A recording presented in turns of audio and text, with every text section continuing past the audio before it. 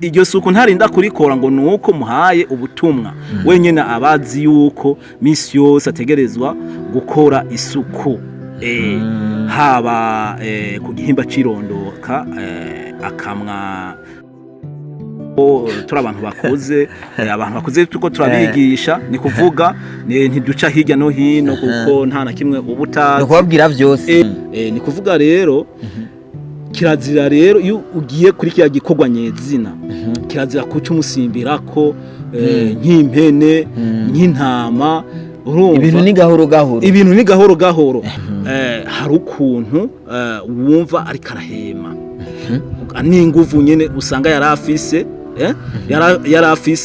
ubwa mbere nyene agaca arakwegera nyene kumva nyene ko yakugumije cyane hariho nimba ari yaca yongeza nimba hariho uwo muri ko murabirana rutujama guma avuga akatwongeza kumva nyene ko atwongeje nyene cyane guse ugaca wumva ariruhukije abashise kuri ryasonga nyene ziraheze aho nyene abashise kuri ryasonga kwisonga ry'umunezero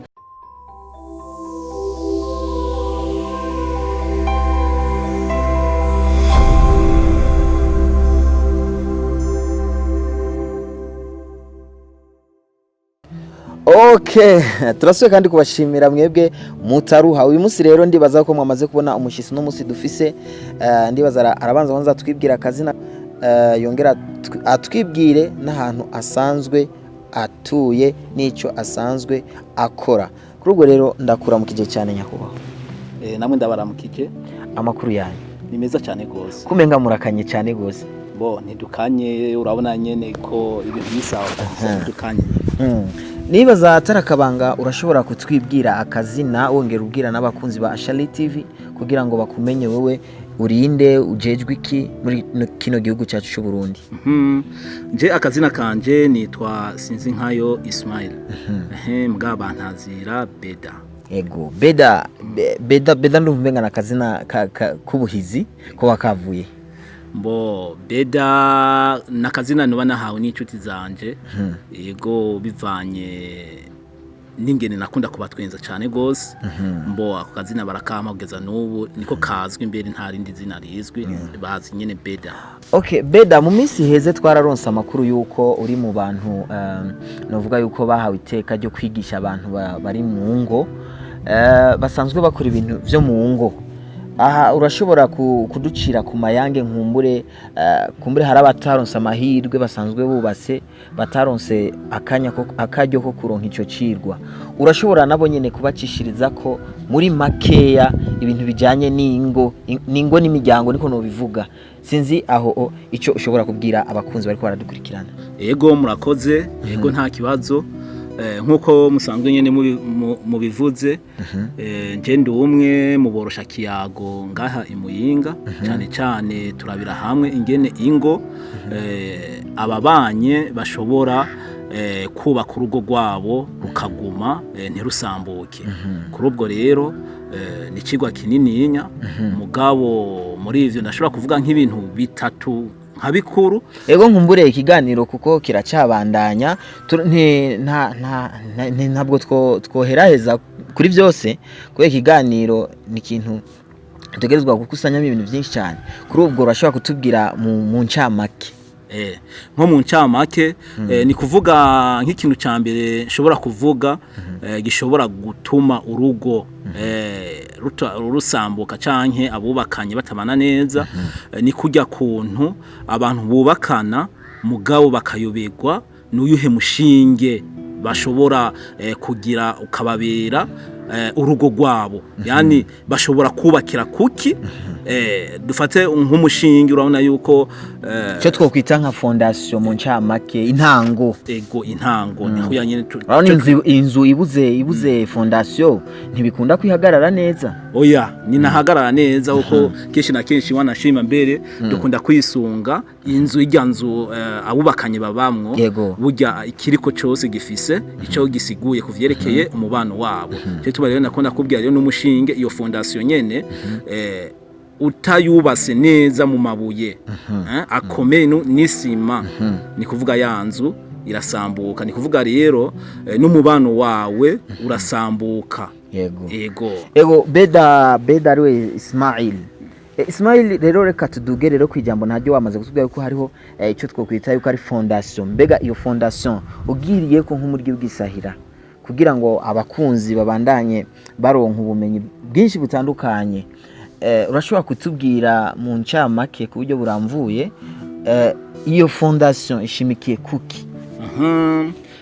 Iyo fondation tugiye kubiraba mu bubakanye, ni kuvuga iyo fondation ishingiye ku Mana. Ni kuvuga abubakanye bubake hama Imana ibabere inkingi. Ni kuvuga rero iyo Imana ibabereye inkingi baca bareka gukora rero bijya bintu byose Imana yanka yababujije, haba kubangikanya Imana bakabireka, mu rugo bakaninahaza Imana, mu rugo bagahanurana gukora ineza, mu rugo bakabuzanya gukora ikibi. Ni kuvuga rero iyo babaye muri urwo rugo bazi ko bubakiye ku Mana, urugo rwabo ntirushobora gusambuka. Urugo rwabo mu ncamake we ntagukire mu ijambo bisigure yuko iyo habuze ibyo bintu byo mutubakiye ku Mana nta kibuza urugo rwanyu rurasambuka. Iyo hatabaye ivyo bintu no kuri kw'Imana urugo rwanyu rurasambuka kubera nta cizere mu gifitaniye bwa mbere. Ikintu cyose mu rugo mugikora mwisunza Imana. Nimba mubuze amafunguro mukamenya yuko ni vyavuye ku Mana, nimba muronse ivyo mufungura vyavuye ku Mana.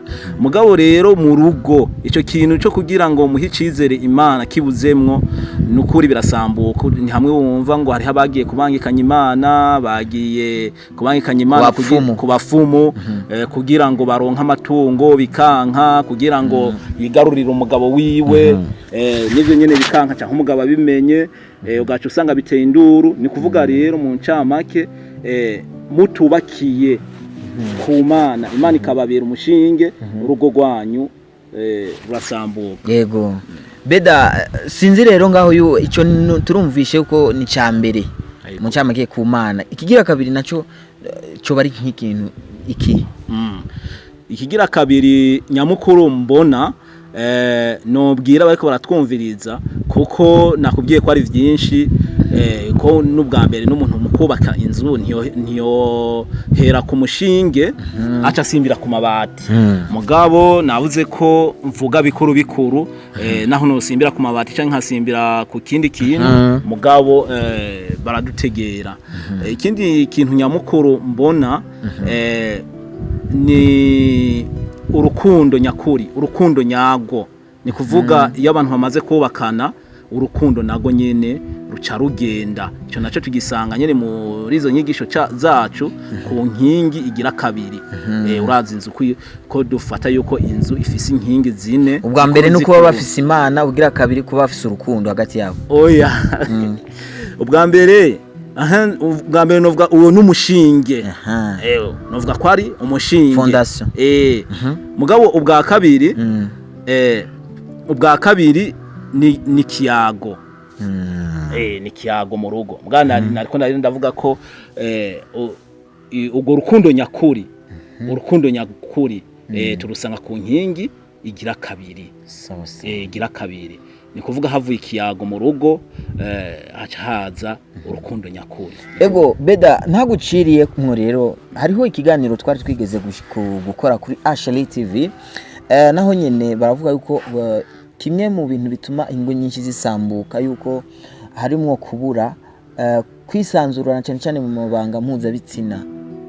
Iyo habuze iki naco kikintu buriya kugira ngo ingo ntizisambuke mu kurindi ingo ko zidasambuka, buriya naco nyene nicyo bakirimwo gukora imibonano mpuzabitsina mu muryango. Mu kintu gikuru cyane gose mbere cyo bagituma ingo nyinshi kugeza kuri no munsi zitubakanye neza, nico gikogwa. Ni kuvuga igikogwa cyo kuburiri bwabubakanye. Ni kuvuga igire igikogwa cyo kuburiri bwabubakanye iyo kitariko kirarangurwa neza mu ngo, ingo zirasambuka. zirasambuka cyane gose kubera uno munsi abantu barubakana mugabo babifata minenegwe. Iki gikorwa bagifata minenegwe kandi ni gikorwa kiba gitumye mwese muba muhuye kugira ngo mukore umuryango. Nico gituma rero umuryango rero bukwiye kucitaho kugira ngo ntikizane ingorane mu rugo.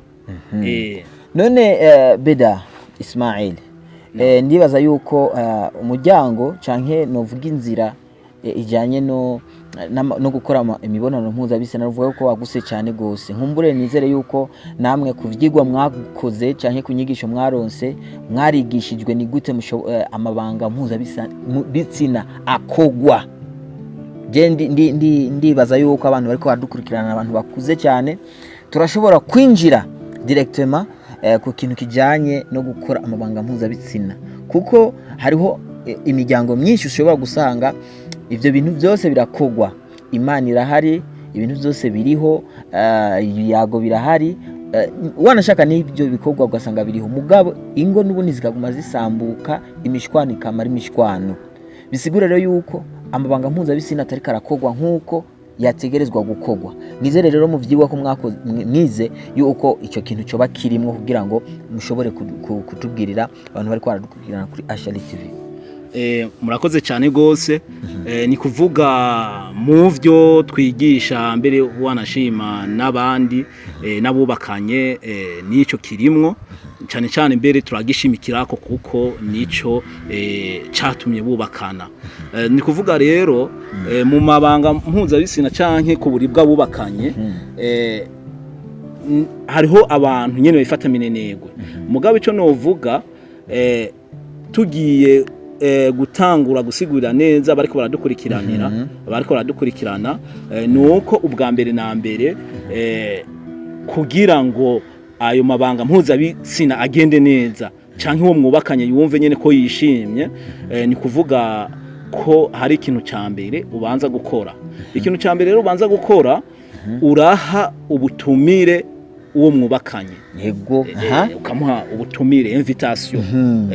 Aho rero nshatse kuvuga uwo mwubakanye dufate wewe uvuye mu rugo rwawe ugiye ku kazi, urashobora kubwira uwo mwubakanye ati nje ndasimbiye ku kazi mugabo amasaha ya naya ndagukeneye ku buribwa bubakanye. Mu ncamake aba nk'akaruriro akiri hanze, akiri nko hanze akamutelefona nko kuri telefone buri ndagukeneye nkuko. Ni ibintu nk'ivyo. Wanashimira urashobora kuva muhira utabimubwiye mugabo uri ku kazi uri n'ahandi hantu ukamutelefona, halo uri muhira, yego amakuru ya mugabo kugira ubugire uwo mwubakanye ico kintu nuko aba yishimye mbere ukabanza kumugira utujambo tubereye ijisho tubereye ugutwi, yego kugira yumve nawe nyene ko ari muri mudu. Hanyuma ukamubwira uti ninataha ndiko ndaca, ukamubwira ati ndiko ndataha kandi ninashika ndagukeneye ku buriri.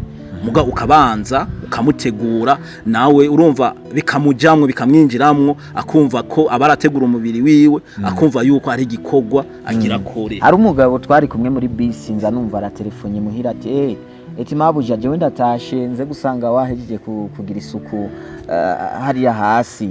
Buriya naco nyene kiri muri ivyo bintu nkumbure kumutegura muri izo nzira, kumuhereza ubutumwa.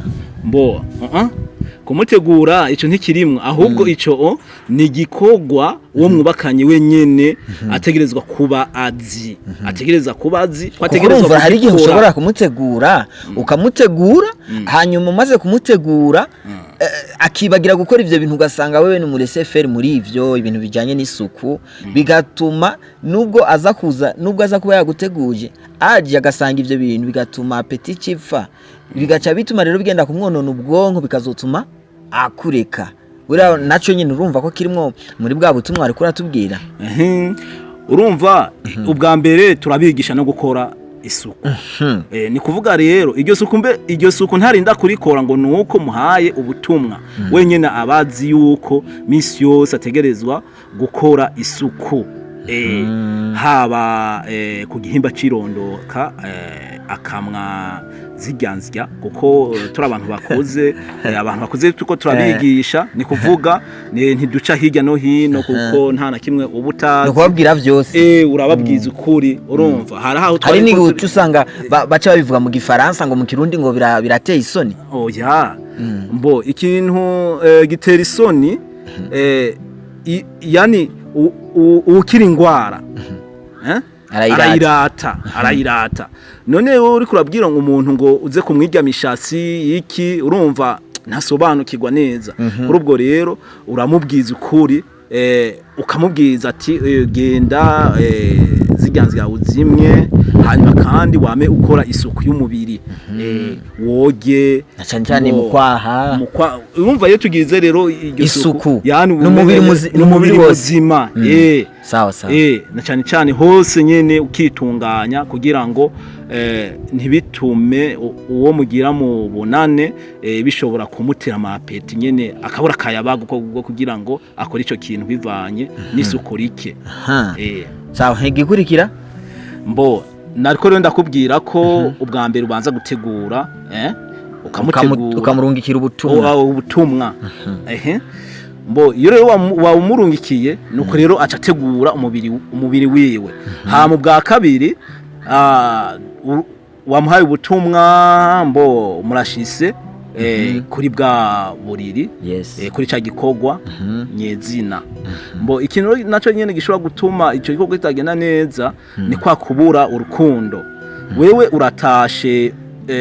uratashe muhira mugabo nturamukiye uwo muhira utashe nyene nk'intare yinjiye mbo ntumuramukiye mbo ntaki urumva nawe nta rukundo mufitiye nturi kuranamwiyumvamwo mbere nsubiye inyuma gatonya ico gikorwa kugira kibe nuko mu rugo kigene neza nuko mu rugo haba hari urukundo kubera uno munsi abantu barubakana bagaca babita aho nyene mugabo vyashakirwa rero iyo wubakanye n'umuntu utahe muhira utanguye kumubwira twatujambo turyoshe tumwe wamubwira mukira basheri ati ndagukunda no kurusa neza ukamutaka nyene mu mazina yose usanirirenga ndashimira abavyeyi bakumvyariye Imana yakumpa urumva utujambo nk'utwe nyene kama yishimye mbo mukira bashiri uramusohokana ukamutwara ahantu mugafata akanyama mugabo iyo mugeze kubakana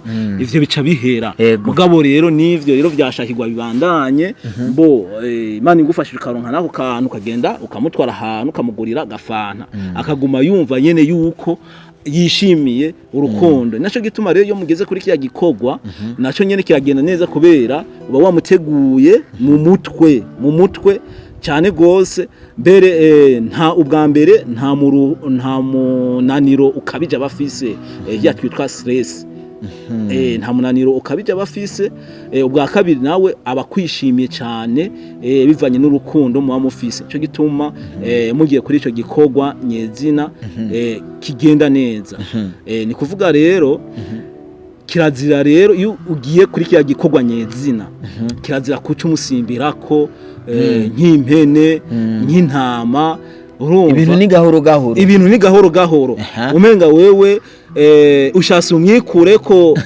papa hama uce wigira oya kandi ari niguca usanga akoze n'umwanya mutoya kubera ko no kumwikurako urumva nawe nyene harumva go gukora nk'umwanya mutoya naho nyene ko buri kuramwonona mu bwonko bituma uko ego nukuri iyo dufate utamushikaniye kwisonga ry'umunezero tuvyitwa kwisonga ry'umunezero iyo yarangije nawe ukarangiza nawe bayagushikaniye ku isonga ry'umunezero nukuri ko Imana ubumwishe mu bwonko arumva ko yakwanse none beda ntagucire mu jambo kugira ngo umusore ashobore kumenya ko yamushikanye ku iryo songa ry'umunezero ashobora kubimenya gute ko yamushikanye neza kabisa mbo ico ni kintu nyene benshi bataramenya mbere wanashima urashobora kubana n'umudamu wawe mukama mwakoze ico gikorwa mugabo wewe utaramenya yuko neza na neza umushikanira kusanga ry'umunezero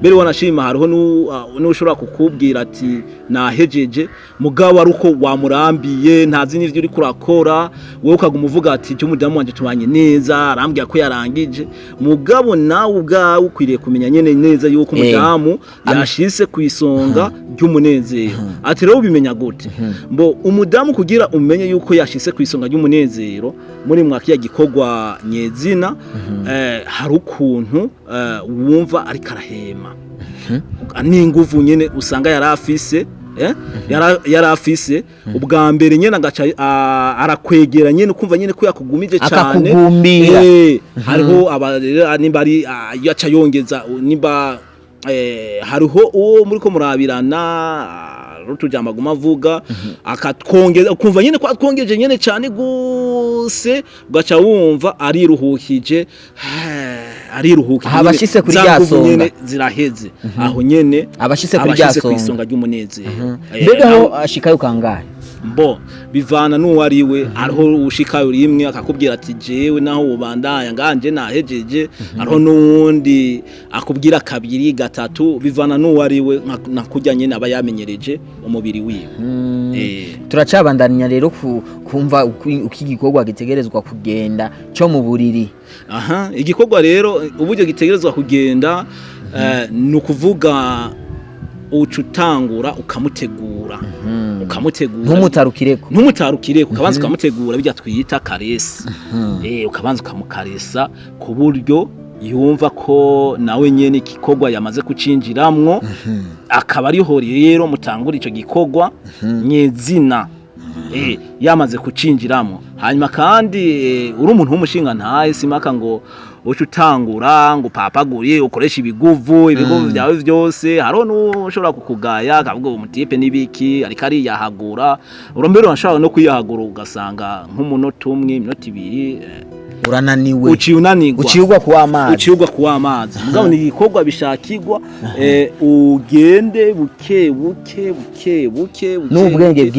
n'ubwenge bwinshi hanyuma kandi wewe ukabanza nyene ukishiramo nyene yuko nyene uri muri ico gikorwa benshi urumva kirakunda kubananira bivanye n'ubuzi bakunda kuba bariko barakora akagikora ariko ariyumvira ubundi ibindi bintu kandi ngo birakunze no gushika nk'umusore ugasanga ngo ariko arabikora mugabo ngo akaba ariko ariyumvira ubundi muntu hanze atiyumvira ujya mu kenyezi wiwe ivyo rero bikunda gushikira bajya abantu bubakana atarukundo bafitaniye iyo mwubakanye rero atarukundo mufitaniye kugira urangize bibingorane ucutangura yo kwiyumvira wundi mufitaniye urukundo nivyo bica bituma urangiza ico gisa nka kijya kintu nkabajya abantu bakunda gukora masturbation bajya bakunda kwikinisha nujya yari karikinisha kugira arangize mboye yumvira umukobwa yabonye canke uwo yumva nyene yuko bo bikora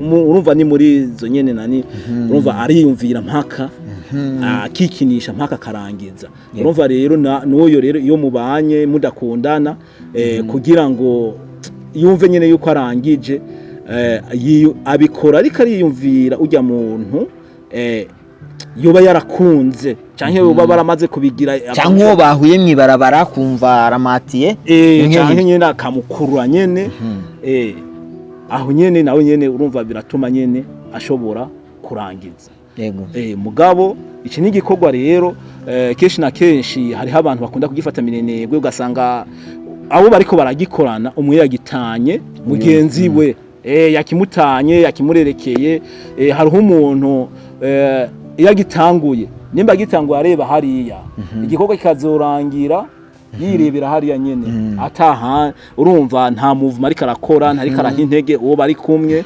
yibereye hariya yasinziriye hariho n'uyundi akubwira ngo bazizinyitara ngo sindabikora ngo ibiki nibiki hariho n'uyundi wanashima kugira ngo abikore yurira mu buriri agaca yifuka nishuka hanyuma impuzu akazikurira indani umva nashaka yuko mugenzi we ko ashobora kumubona ubwambure bwiwe canke iki bijya rero niyo makosa cyane cyane two turabivuga ku bantu bubakanye naho warkurambye abasore biki urumva abo ntibarubakana ntibarashika kuri kino gikorwa nico gituma cyane cyane ari abantu bubakanye gusa ni kuvuga ivyiza ni kuvuga ko wewe ukwiye kwirekura imbere y'umugabo wawe hanyuma ukamwereka yuko ukaba à l'aise urumva ukirekura hanyuma ukamwereka yuko ushoboye mu buriri ukamwereka yuko